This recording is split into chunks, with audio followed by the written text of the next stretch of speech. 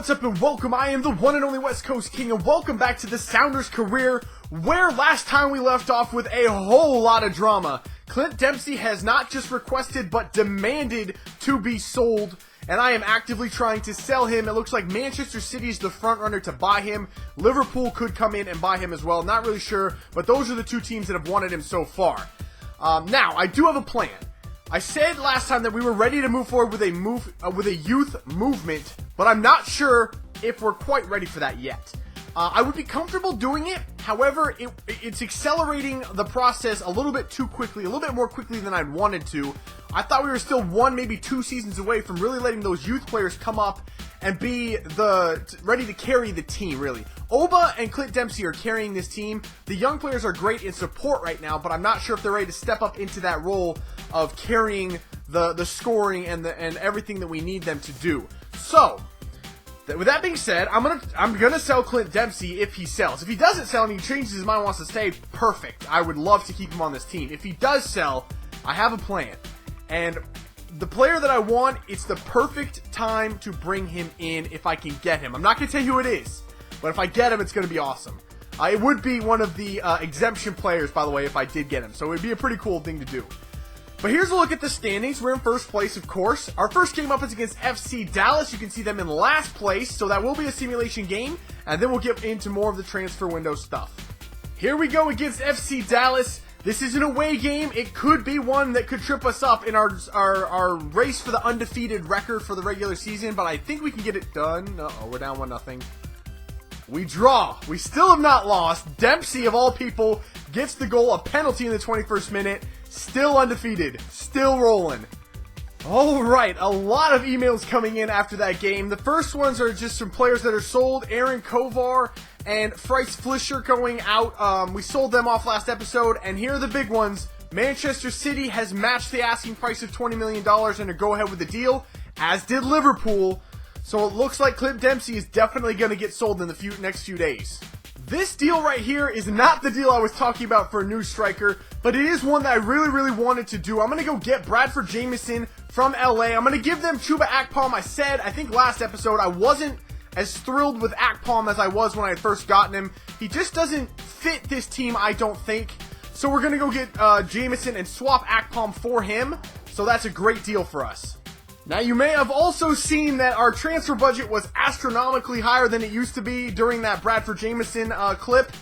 And that's because, like I said last time, it is Manchester City buying Clint Dempsey for $20 million. The deal is done. We now have $17 million in additional funds into our transfer budget. And now it's time to get that other striker I was looking at. Alright, never mind. I can't go get him. I wanted to go get Chicharito. His contract is expiring, but for some reason his approaches have been blocked. If anyone knows why this has happened, please let me know, because this is very frustrating. This is the guy that I really wanted. We can now afford to get him and pay his wages. He gets almost exactly what Clint Dempsey was making. He's the perfect replacement, but I can't get him. So I have no idea what's going on. Back to the drawing board, I guess. So another transfer getting done. This one is from Matt Miazga, a center back from New York Red Bulls. He's going to be a very good player down the road. Right now, I just need him for depth because remember last episode, Chad Marshall broke his ankle. He's out for 4 months or 3 months or something like that. We need a little bit more depth in there to help cover that void. So the next game up is against New York City FC. They have the worst goal differential in the league, and it's a home game. Despite having a slightly rotated lineup in there, I believe we can still get this done. And Matt Miazga's... Is it Matt Miazga? I'm going to have to learn his name. Miazga's getting his debut for the team. I hope we can get this done. We do. 2-1. Mena, who got the start, replacing Clint Dempsey, got a goal. And Obafemi Martin's got a goal. Another good performance. I'm sorry I'm simulating so many of these games, but right now we're going through a stretch where we're playing all the worst teams in the league, so hopefully we play a good team soon. Well, that did not last very long. Matt Miazga is now already out for 6 weeks with a torn hamstring. I don't even know what to do. I might have to recall Trey Burke from loan. He's out on loan right now with Chelsea. I might have to recall him. We're getting a little bit thin right now at the center back spot. Alright, so I couldn't get Chicharito, unfortunately. I still don't know what happened with that. But that's okay. Instead, we're going to go get Eduardo Vargas, formerly of QPR, now apparently in this game with Napoli.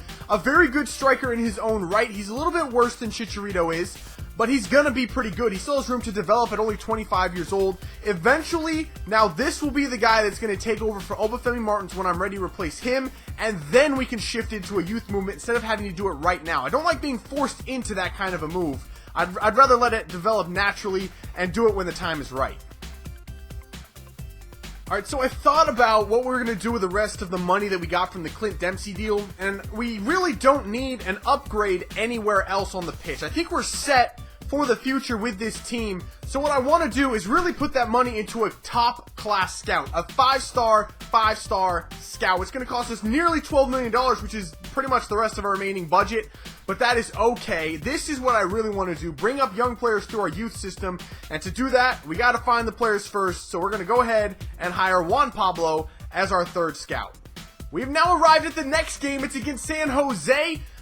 We have, for the most part, the first choice starting 11 in there, except for Obafemi Martins. This is our 3rd game in 7 days, so the fitness is a bit of a problem at this point. But it's still a very strong team that we're putting out there. We're at home. We should be able to handle this team. San Jose is next to last in the Western Conference, but I haven't played a game yet, so I thought I'd better go ahead and play one.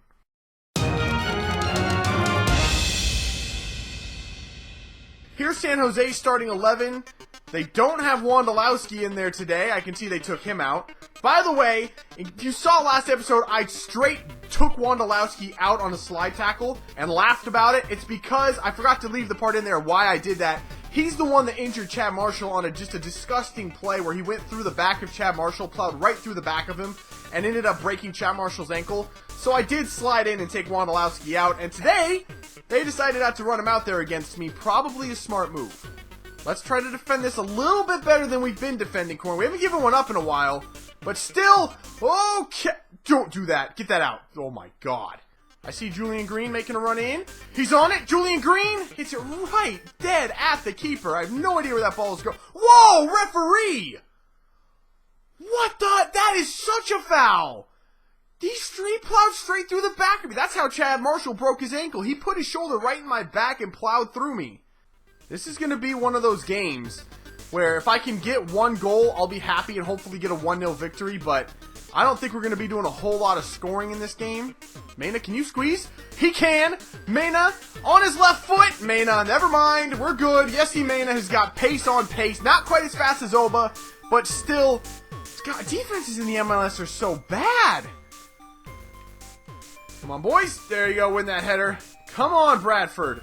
There you go. Flicks it out in front of him, and he's getting tugged, but it doesn't matter. Bradford, can you get past this guy? Use your pace, Bradford. Play it into the middle for Mena, who gets on the end of it. How? These defenses, like in their own 18-yard box, defenses go to sleep. How did that ball ever get to Yessi Mena? That should have been cut out like that. It should have been no problem. That ball never should have gotten there. Good God, this game is a joke today, and it's working in my favor, only it doesn't look good for me when it works in my favor. We're going to cross it over to Holmes. Holmes, there's nobody in there. Okay, Holmes has still got it. Holmes, oh, it comes. He was offsides. He was offsides. That was weird. That was, nope, it doesn't even matter. He was offsides. I don't even want to talk about it. It would have been another disgusting goal, essentially. There's a lot of space in the middle for Brad Evans. There's You saw Castillo, right? You saw him running in. I wanted to pass him the ball. I held down the only player over there, and he passed it straight up the field to nobody. Well, he passed it to somebody, but there was no reason to pass it to that guy. Meanwhile, Barcelona over here is making every pass look so easy, and it's off the bar and in. What the hell? I can't make a simple pass. They're passing it around like I'm not even there. There we go. That's a good ball to Julian Green, who doesn't have the stamina to get there. And there's the final whistle. What an absolute fuckery of a game, okay? That's the only word there is to describe what just happened there. Alright, I've been sitting here for about 5 minutes trying to figure out what to say about why I just went and got Eric Palmer-Brown for $2.3 million and Pedro Galice. Obviously, it's addition by subtraction getting rid of Pedro Galice. But I honestly don't know why I went and got Palmer-Brown, other than the fact I really like him as a young player, and he'll be good in the future. Do we need him right now? Maybe, maybe not. I'm not really sure, but we've got him in the team now. Alright, we've come to the last game of this episode. It is the US Open Cup semifinal against none other than Portland. Oh boy, it's a derby game. This game has not been going the way I wanted it to, but hopefully this changes. We've got to beat Portland. Under no circumstances do I lose to Portland. Cannot, will not happen, especially at home, which this game is.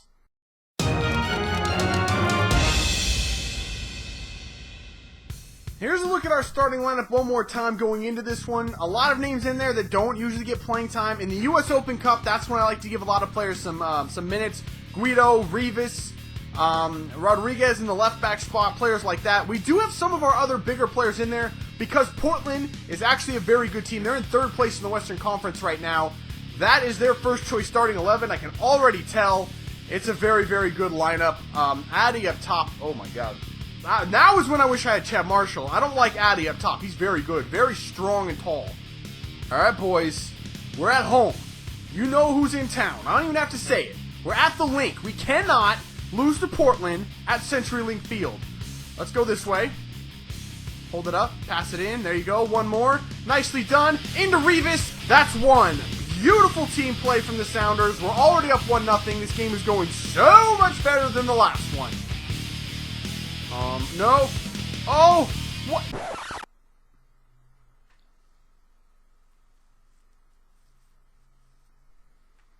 Alright, game on. How do you do that shit? There you go, Mears. That's what I like to see. That isn't, but that... Ref! There you go, Romain Gall. Oh no, I hit the wrong button! I hit the wrong button. Whoa! That almost went in! Romain Gall, I've lost all control of this game. What the heck? I meant to hit through ball right. Do you see Mena running right through the middle with no one near him? That's where I was trying to do it, and I hit B instead of Y, and holy crap, Romain Gall almost put it in from about 50. There you go, Oba. There you go, Oba. In there to Guido. Guido holds it up, gives the ball in. There's McAvoy. There is two. That was beautiful. I haven't been using the team play when that is what's working. I don't know what I'm doing. I'm blasting shots from all over the place. The through balls have been awful. I should be playing like that, patiently waiting for players to make runs. McAvoy has got some sick first touch shots. That was a great shot. Romain Gall, do some magic right here. Actually, I want to play that kind of short. Short as in, oh! Ooh, that was the... You do not want to let that ball fall to Obafemi Martins in the box. That's a mistake. Let's see if he can't put a ball in. It's actually not bad. Chumacero on it. Obafemi puts it in. That's Alejandro Chumacero. He's this tall. He's 5'3". How did he win a header in the box? Chumacero is amazing, apparently. And the ball falls right to Oba again. This time, he doesn't make a mistake. Puts it in the back of the net. Oh, Chumacero doesn't win that one. That's okay. Holmes does. I see Darwin Jones making a run. Darwin Jones brings the ball down. Darwin Jones hits it wide because he's rated 55 overall, and I don't know why he's still in this team. There you go. Holmes is an incredible freaking defender. Look at that ball from Holmes. Obafemi. There's the pace from Oba. It's about freaking time, Oba. And what was that finish?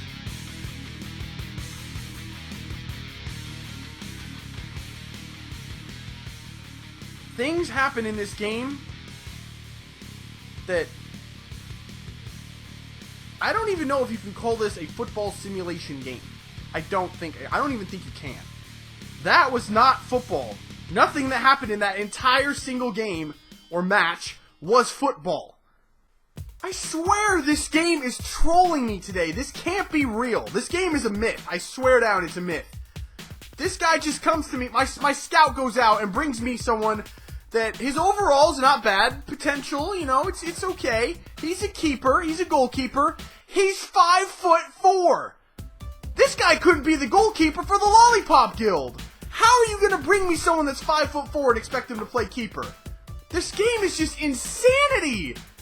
You've got to be kidding me with that. 5'4", a goalkeeper. Get out of town. 5'4". 5'4", man. Alright, that's going to do it for this episode. I'm still stuck on the 5'4" keeper.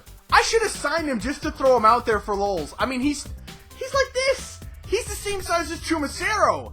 Almost. He's a little bit bigger than Chumacero, but he's still 5'4". But anyway, we'll start off next time against Portland. Again, yeah, another game against Portland, but this one will be in the league instead of in the U.S. Open Cup, which, by the way, we've made the U.S. Open Cup finals, so I'm looking forward to that at some point. We've widened our margin at the top of the table. Again, we've started this episode 10 points clear of RSL. We're now 14 points clear. And here's what's going on in the Eastern Conference. Not much. Portland is in 3rd place, so they're a very decent team. If we beat them, they could drop to 4th place, though. But they do have 2 games in hand on pretty much everybody else. So, I don't know. We'll see what happens. That's going to do it for this one, guys. If you had as much fun as I did, make sure to let me know by leaving a like below. Subscribe if you're new, and I will catch you in the next episode. See ya.